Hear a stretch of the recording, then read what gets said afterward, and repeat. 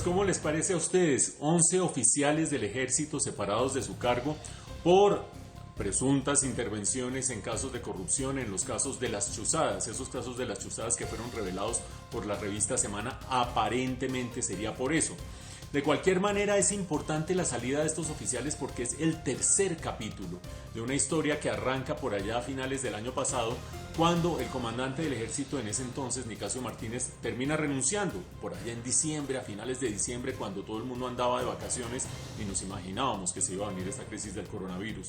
Y resulta que en esos días decembrinos, el mismo presidente Duque termina haciendo un discurso despidiendo al general Nicasio Martínez, diciendo que le ha prestado un inmenso servicio al país, agradeciéndole, etcétera, etcétera. Y después la revista Semana termina sacando un artículo, una investigación en la que revela que habría habido chuzadas de parte del ejército a distintos sectores de la población y que la salida de Nicasio Martínez habría estado relacionada con esas operaciones ilegales de chuzadas. Más tarde la revista Semana terminó ampliando que esas chuzadas serían a miembros de la oposición, a miembros de la rama judicial, a distintos sectores, incluso periodistas, abarcando incluso periodistas de la revista Semana, y el escándalo de las chuzadas se fue creciendo y creciendo y creciendo. Pues termina saliendo Nicasio Martínez, viene el informe de la revista Semana y ahora, 4 meses largos después, terminan saliendo estos 11 oficiales.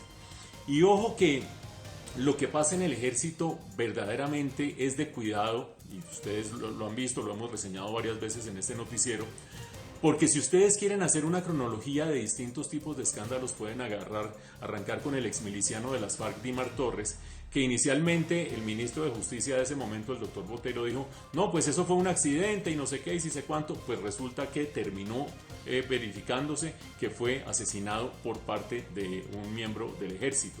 Escándalo de Dimar Torres.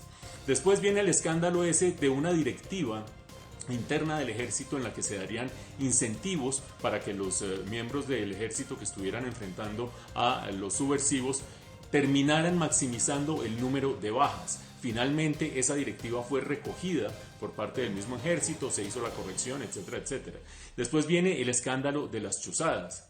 Después viene el escándalo del Ñeñe, en el cual ustedes recordarán que el ejército termina transportando de manera misteriosa al Ñeñe, que es en este momento el emblema de la Ñeñe política, uno de los escándalos más grandes que se han dado recientemente. Y en medio de todo eso también recordarán ustedes que el ejército tenía en sus redes sociales una lista que se denominaba oposición, en la que había periodistas, políticos, etcétera, etcétera. Y cuando al ejército se le señaló cómo así que el ejército tiene amigos o enemigos, oposición o qué, el ejército termina diciendo no, era solo una manera de clasificar a las distintas listas de correo. Pues vean ustedes lo que termina sucediendo cuando salen estos 11 oficiales. 4 meses después, ¿y por qué hago énfasis en eso? Porque tarda demasiado. Si es que se está haciendo verdaderamente un saneamiento dentro del ejército, tarda demasiado el actual ministro de Defensa, tarda demasiado el gobierno, además con una pregunta profunda, y es si el gobierno termina nombrando a Nicasio Martínez, ¿por qué todo esto le va pasando aparentemente a sus espaldas? Pues es algo que verdaderamente tenemos que preguntarnos todos.